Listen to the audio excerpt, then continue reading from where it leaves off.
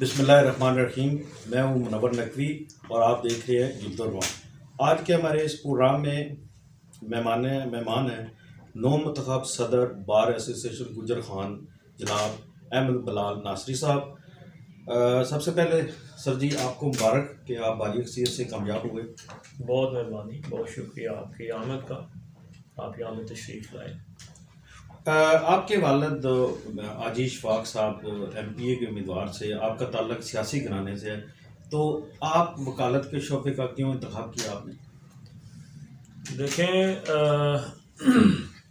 دنیا میں جتنے بھی بڑے سیاسی لوگ آپ کو ملتے ہیں، وہ قائد اعظم ہو، علامہ اقبال ہوں، جیسے ذوالفقار علی بھٹو کا بھی بہت بڑا نام ہے، یہ سارے بیسیکلی وکیل تھے۔ لا کے بارے میں کہتے ہیں لا از اے کامن سینس۔ قانون کی گرپ کے بغیر کوئی آدمی اگر حکمرانی کرنے کے بارے میں سوچے گا تو وہ یقیناً ٹھوکر کھائے گا، کیونکہ معاشرے کو رن کرنے کے لیے اور معاشرے کے قیود و ضوابط طے کرنے کے لیے قوانین بنائے جاتے ہیں، تو اس سے یقیناً ایک وکیل ہی واقف ہوتا ہے۔ اور سیاست در حقیقت سلجھانے کا اور کسی معاشرے کو صحیح طریقے سے چلانے کا نام ہے، اور وہ اگر قانون کے زیر سایہ ہو تو میرے خیال میں اس سے بڑی بات کوئی نہیں ہو سکتی۔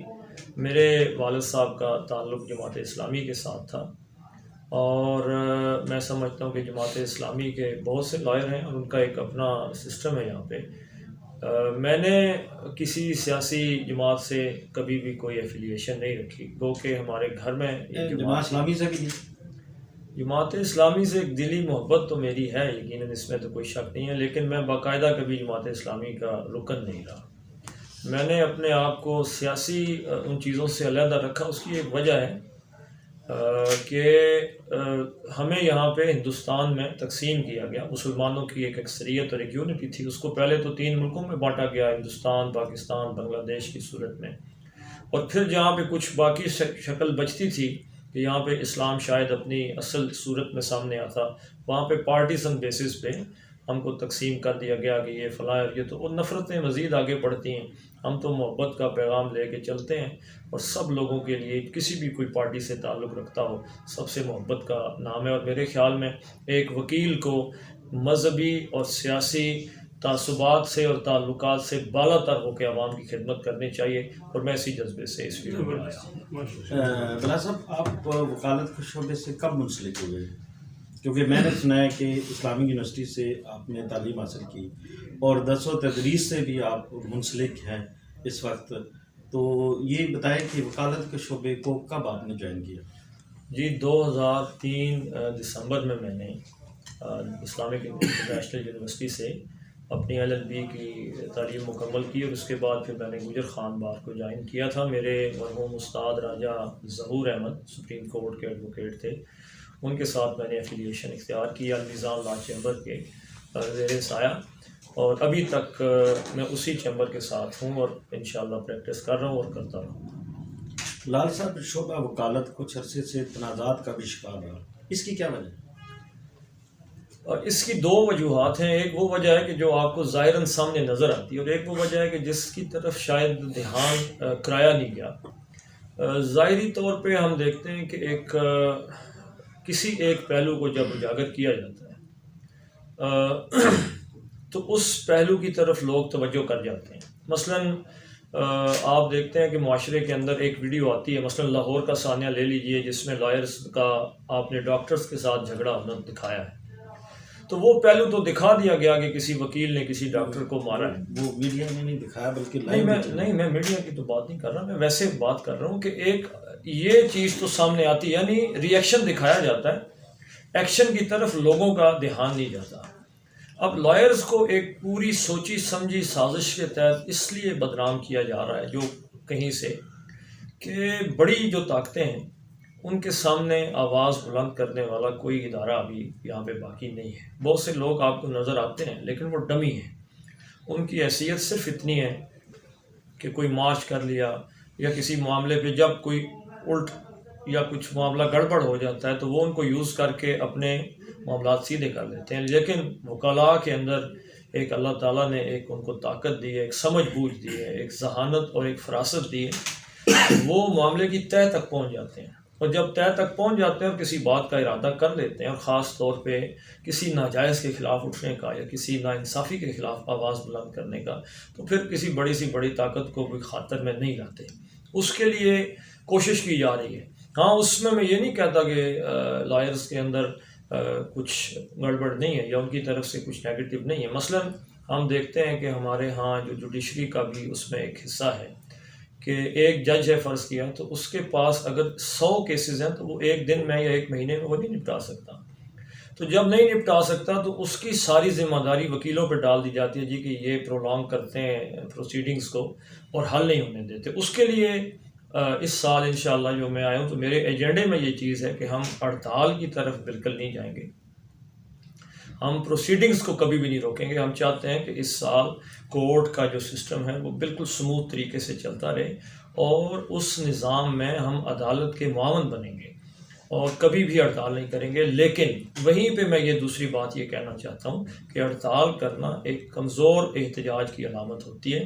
ہم یہاں پہ ناانصافی برداشت نہیں کریں گے کسی سطح پر بھی، اسپیشلی پولیس کی طرف سے یا ہماری جو ایگزیکٹو ہے اس کی طرف سے ناانصافی برداشت نہیں کی جائے گی، کیونکہ جب ایک سائل کے ساتھ ناانصافی ہوتی ہے اور وہ روتا ہوا کچہری میں آتا ہے، یا کسی وکیل کے ساتھ زیادتی ہوتی ہے یا کسی صحافی کے ساتھ کوئی زیادتی کی جاتی ہے اور وہ اپنی آواز بلند کرتا ہے، تو اس کو زیادہ سے زیادہ ہڑتال یا کالی پٹی باندھ لینا یا یہ، اس سے ان نیگیٹو جو پاورز ہوتی ہیں، نیگیٹو مائنڈ ہوتے ہیں، ان کو کوئی اثرات نہیں ہوتے۔ ہم انشاءاللہ اس چیز کے سامنے کھڑے ہوں گے اور ان کو دکھائیں گے انشاءاللہ کہ ہڑتال نہیں ہے لیکن تمہاری ناانصافی ہمیں قبول نہیں ہے۔ یہاں پہ انشاءاللہ گجر خان میں ہم کسی کے ساتھ ناانصافی نہیں ہونے دیں گے۔ تو یہ جو وکیلوں کے خلاف ایک پروپیگنڈا چل رہا ہے یا جو چلایا جاتا ہے وہ 90% جھوٹا ہے۔ اگر کہیں پہ کچھ وکیلوں کی طرف سے بھی کچھ لوگوں کی طرف سے، کچھ افراد کی طرف سے، اجتماعیت کی طرف سے، الحمدللہ وکیل بحیثیت مجموعی کبھی بھی کسی نیگیٹو کو وہ سیکنڈ نہیں کرتے، ان کے ساتھ اپنی آواز نہیں ملاتے۔ کچھ اگر انفرادی طور پہ ہمارے اندر ہمارے لوگوں کی طرف سے کچھ نیگیٹو چیزیں سامنے آتی ہیں تو اس کی ہم حوصلہ شکنی وکلاء کی اجتماعیت کرتی آ رہی ہے، اور انشاءاللہ مستقبل میں بھی ہم ایسا ہی کریں گے۔ اور یہ سال جو اللہ تعالیٰ نے مجھے گجر خان میں عزت دی ہے تو انشاءاللہ آپ دیکھیں گے کہ یہاں پہ ایک پازیٹیو رویہ ہی پروان چڑھے گا انشاءاللہ۔ بلال صاحب، عام آدمی تک انصاف جو ہے وہ بڑی مشکل سے پہنچتا ہے، بلکہ لوگ در بدر ہو رہے ہیں، تو بطور وکیل کیا سمجھتے ہیں، کیا رکاوٹیں ہیں انصاف کی فراہمی میں؟ سب سے بڑی رکاوٹ میری نظر میں عوام کا جو اپنا ایک مائنڈ سیٹ ہے وہ ہے۔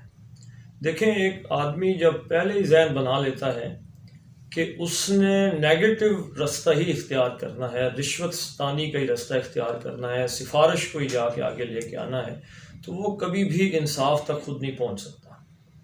تو جہاں معاملہ انصاف کی فراہمی کا ہے تو لائرز کی میں آپ کو مثال دیتا ہوں۔ یہاں پہ وکیل صبح اٹھ کے آتے ہیں، سارا دن آپ کو نظر آئے گا کہ شاید ہی کسی شعبے میں ایسا ہو کہ آپ اس کے گاہک بھی نہ ہوں لیکن وہ آپ کی خدمت کر رہا ہو، آپ کے آفس میں بٹھانا، اس کی انتہائی عزت کرنا، اور ان کے مسائل کے لیے اس حد تک پریشان ہونا کہ صبح فائلیں اٹھا کے صبح 8 بجے عدالت میں پہنچنا ہے، ہائی کورٹ جانا ہے۔ تو یہاں جب لوگ پہلے ہی خیال کرتے ہیں کہ ہمیں جا کے تھانے میں ہی مسئلے حل کرنے ہیں یا کسی کو سفارش کے طور پہ لے کے آنا ہے، تو وہ خود ہی ایک نیگیٹو چیز کو اپروچ کرتے ہیں۔ تو ایک تو وہاں پہ ان کی شکست ہو جاتی ہے۔ اگر وہ انصاف کے لیے اور عدل کے لیے آواز بلند کریں تو شروع میں تو یقیناً کچھ مسائل پیدا ہوں گے، لیکن رفتہ رفتہ یہ معاشرہ عدل و انصاف کی طرف چلا جائے گا۔ دوسری اس کی ایک وجہ یہ نہیں ہے کہ جو جھوٹی درخواستیں دی جاتی ہیں، یہ وجہ بھی ہو سکتی ہے؟ جی دیکھیں، وہ میں پروسیجر کی آپ بات کر رہے ہیں، تو پروسیجر بنانا یا قوانین بنانا یہ کام ہے ہماری مقننہ کا، جو لیجسلیشن ہے یہ تو ہمارے منتخب نمائندے جو ہوتے ہیں اسمبلی میں بیٹھے ہوئے، یہ تو کام ہے ان کا۔ اور پروسیجر میں یقیناً کہیں نہ کہیں خامیاں موجود ہیں، اس لیے کہ یہ بہت عرصے سے یہاں پہ ہے، لوگ اس کے نیگیٹوز کا بھی شکار ہو جاتے ہیں، کچھ اس کے پازیٹیو بھی ہیں کیونکہ بہت سے لوگوں کو اس ذریعے سے روکا جا سکتا ہے۔ تو قانون اپنی پوری شکل میں بھی اگر پازیٹیو ہمارے سامنے ہو تو اس کی جو پھر بھی کہیں نہ کہیں خامیاں ہیں، ان کی وجہ سے لوگوں کو یقیناً مسائل کا وہ شکار رہتے ہیں. لیکن اس میں بھی میں یہ بات کہنا چاہوں گا کہ عدالتوں کا اگر بغور جائزہ لیا جائے عدالتی پروسیڈنگز کا، تو آپ کو بالکل واضح نظر آ جائے گا کہ بہت سے کیسز ایسے ہیں کہ جو واقعتاً منطقی انجام کو پہنچتے ہیں اور لوگوں کو انصاف عدالتوں سے مل رہا ہے. اگر یہاں پہ ایسی صورتحال نہ ہوتی تو کب کا لوگوں کا اعتماد اٹھ چکا ہوتا اور یہ معاملہ سارے کا سارا یہ دفتر بند ہو چکا ہوتا. لیکن آپ کی بات بالکل ٹھیک ہے کہ سائلین پھر بھی کسی نہ کسی مسائل کا شکار رہتے ہیں.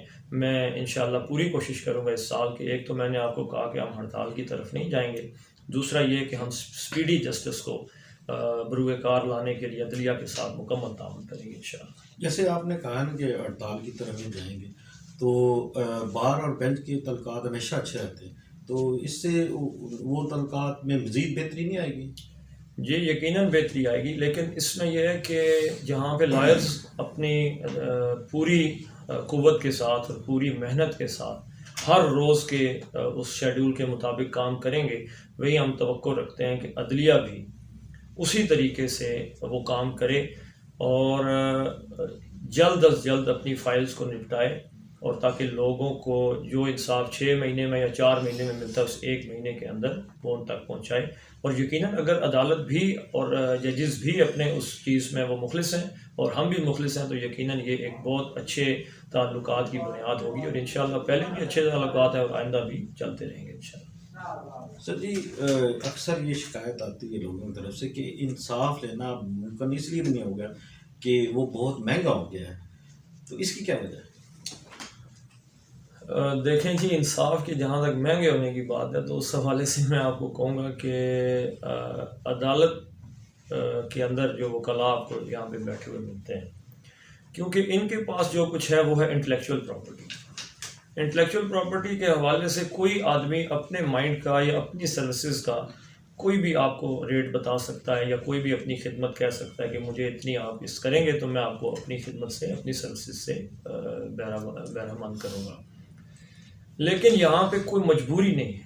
نہیں، میرا خیال ہے وکلاء کے علاوہ دیگر بھی ایسی چیزیں ہیں جس میں اگر پولیس دیکھے، یہ میں وہی بات کرنے لگا ہوں.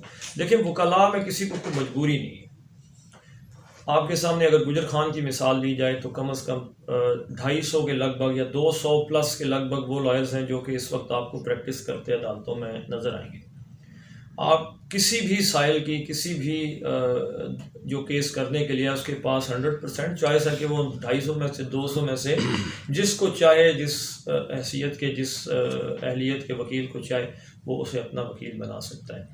لیکن کہاں پہ جا کے وہ انصاف کا مسئلہ گڑبڑ ہوتا ہے؟ جہاں پہ آپ کے علاقے کا ایک خاص انویسٹیگیٹنگ آفیسر جو ہے وہ لگا دیا گیا کہ یہ آپ کے علاقے کا اسی نہیں کام کرنا ہے، تو وہ بن گیا ہے مجبوری. اس نے ایک مناپلی کریٹ کی ہوئی ہے، وہ رشوت لے گا تو آگے کام کرے گا یا اپنی مرضی چلائے گا. لوگ اصل میں تھانوں میں خراب ہو رہے ہیں، لوگ پٹواریوں کے پاس خراب ہو رہے ہیں. جی دیکھیں، ہماری حکومتوں نے ریکارڈ سینٹر بنایا تھا کہ شاید کمپیوٹر پہ سارا چلا جائے گا تو لوگوں کو بڑی آسانی ہوگی. وہ پٹواری مل تو جاتا تھا نا کسی کو. اب یہاں پہ فرد لینے کے لیے آپ کو لمبی لائنیں کا اور یہاں پہ دھکوں کا انتظام ہوتا ہے، حتیٰ کہ ہمارے حکومت وقت کے MP وہ احتجاج کرنے پہ آ جاتے ہیں کہ یہ کیا معاملہ ہو رہا ہے. لیکن وکیلوں کا آپ کے پاس بالکل کھلا آپشن ہے کہ آپ جس وکیل کو، اگر آپ کی جیب میں 5000 روپے ہیں تو آپ کو ویسا وکیل چاہیے، یا 15000 ہیں یا لاکھ ہے یا 2 لاکھ کا، تو وہ تو آپ کو چوائس ہے. لیکن جہاں پہ چوائس نہیں ہے وہاں پہ لوگ پھر رشوت دینے پہ بھی مجبور ہیں، وہاں پہ وہ خراب ہونے پہ بھی مجبور ہیں. بالکل واضح فیصلے اگر فائلوں سے الٹے کر کے کوئی آ کے وکیل کو دے تو وہ اس چاند کو سورج تو نہیں بنا سکتا، وہ تو کسی نہ کسی بات کو کہے گا، ثابت کرے گا، کسی کی کوئی تعبیر میں دائیں بائیں کسی بات پہ جائے گا. حقیقت تو وہ وہاں سے خراب ہو کے آتی ہے، اور وہ اتنی رشوتیں دے کے جب لوگ پہنچتے ہیں تو ان کو تو گالیاں نہیں دے سکتے. آپ نے رشوت کی بات کی تو ملکی قوانین بھی موجود ہیں، تو رشوت کے خاتمے کے لیے عمل درآمد کیوں نہیں ہو رہا ان قوانین پر؟ دیکھیں، یہ آپ نے بہت ایسا سوال کیا ہے جس کا جواب بہت تلخ ہے. تلخ یہ ہے کہ اللہ کے نبی صلی اللہ علیہ وسلم نے فرمایا کہ وہ قوم ہم سے پہلی قومیں اس لیے ہلاک ہو گئیں کہ جب کوئی بڑا آدمی چوری کرتا تھا تو اس کو تو چھوڑ دیتے تھے، لیکن جب کوئی چھوٹا آدمی چوری کرتا یا غریب بندہ تو اس کو تو پکڑ کے اس کی حالت ہی خراب کر دیتے تھے. تو آج ہمارا معاشرہ اصل میں وہ جنگل کی کیفیت پیش کر رہا ہے جہاں کسی بڑی گاڑی والے کو روکنے کی کسی میں طاقت نہیں، جہاں پہ کسی بڑی فائل پہ کوئی ہاتھ نہیں ڈال سکتا، جہاں پہ کبوتر چوری والے کو ہو سکتا ہے کہ 10 سال سزا ہو جائے اور خربوں چوری والوں کو ہو سکتا ہے کہ پروٹوکول سے پروٹوکول دیا جا رہا ہو. تو معاشرے کا جو بیسک سٹرکچر ہے وہ خراب ہو گیا. وہ خراب ہوا ہے نیچے سے، اوپر سے خراب نہیں ہوا. آپ دیکھیں ہمیں اس معاشرے میں جب خرابی آئی ہے تو وہ اس بندے کو اٹھا کے مدرسے میں بٹھائیں گے تو آپ کو نتیجہ وہاں سے بھی مل رہا ہے، اس کو اٹھا کے پولیس میں بٹھا دیں گے تو نتیجہ وہاں سے بھی آ رہا ہے، اس کو اٹھا کے جج لگا دیں گے تو نتائج وہاں سے بھی سامنے آ رہے ہیں. آپ کو بہت سے ججز کے کارنامے تو نظر آئے، آپ وکیل بنا دیں گے تو بہت سے نیگیٹو لائر بھی آپ کو نظر آتے ہیں. تو جس بھی صحافی بنا دیں گے تو آپ کو بہت سے صحافی بھی ایسے نظر آئیں گے کہ جن لوگوں نے اپنے ضمیر کی جو ہے وہ بولی لگائی اور کیسے کیسے کام ہو رہے ہیں. تو بیسک جب معاشرے میں خرابی آتی ہے تو اس معاشرے کے افراد کو جہاں پہ بھی آپ رکھیں گے وہاں سے خرابی ظاہر ہوگی. تو میں یہ سمجھتا ہوں کہ اس رشوت ستانی کے پیچھے وہ ایک نیگیٹو اپروچ ہے جس سے پل کے تو یہ نسل جوان ہوئی ہے. تو وہ ان کی سوچ شروع ہی منفی اس رویے سے ہوتی ہے. جتنی کسی کو کوشش کرنی چاہیے اس کو ختم کرنے کے لیے، وہ اسے اگر کرنے کی طرف ایک اشارہ بھی مل جائے یا اس کی طرف بات بھی کر جائے تو میں سمجھتا ہوں یہ اس معاشرے کے لیے ایک پازیٹیو پہلو ہوگا. اور میں انشاءاللہ اپنی اس پوری ٹیم کے ساتھ ہم پوری مل کے کوشش کریں گے کہ گجر خان کچہری سے میں تو اسی کی حد تک کی بات کر سکتا ہوں.